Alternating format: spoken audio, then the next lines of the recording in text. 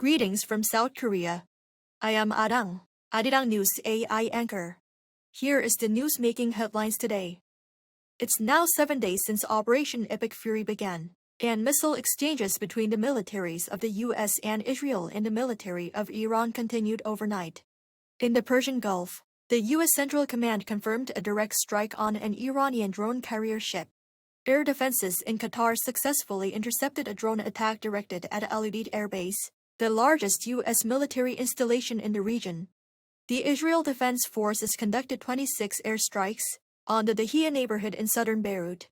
This bombardment immediately followed forced evacuation orders that affected approximately 500,000 residents in the area. Simultaneously, the aerial campaign over Iran persists. A military academy in Tehran was confirmed as one of the latest targets hit by U.S. and Israeli forces.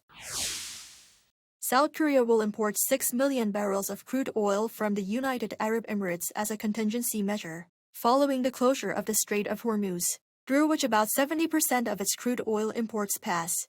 Presidential Chief of Staff Kang Hoon-sik said on Friday that 2 Korean oil tankers will be loaded with a combined 4 million barrels, supplied by the Abu Dhabi National Oil Company. The shipment will be loaded at a UAE port that does not require passage through the Strait of Hormuz. Kang added that the UAE has also pledged to provide another 2 million barrels from joint strategic reserves stored in South Korea. 6 million barrels amount to more than twice the country's daily crude oil consumption. Although South Korea holds petroleum stockpiles equivalent to almost 7 months of supply, Kang said the move is a precaution in case tensions in the Middle East persist. President Lee Jae-myung called on his officials to employ all available policy measures to minimize the impact of the Middle East crisis on people's livelihoods. In a meeting with his aides on Friday, he stressed the need for stronger punishment against any attempts to exploit the current situation or make a profit in an unjust way. He was referring to cases where local oil refiners were engaged in price collusion. The government is reviewing placing a price cap on petroleum products. South Korea opened its participation at the 2026 World Baseball Classic with an 11-4 victory over the Czech Republic on Thursday at Japan's Tokyo Dome. The victory marks Korea's first WBC opening game win in 17 years, powered by 4 home runs, including a first-inning grand slam from Moon Bo-kyung and back-to-back homers by Shea Whitcomb. Up next for Korea is world number 1 Japan on Saturday, led by 8 Major League Baseball players including Shohei Ohtani.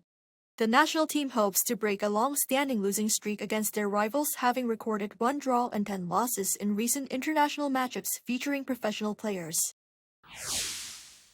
BLACKPINK has set a new record for first-week album sales by a K-pop girl group, with its 3rd mini-album deadline, according to YG Entertainment. The album sold more than 1.77 million copies in the week following its release last Friday. The figure marks the highest first-week sales ever recorded by a K-pop girl group, surpassing the group's previous release Born Pink by roughly 230,000 copies. The new album topped the iTunes album charts in 38 regions worldwide, while the music video for the lead track Go ranked number 1 on YouTube's global trending list. That is all from me today. Thank you for watching.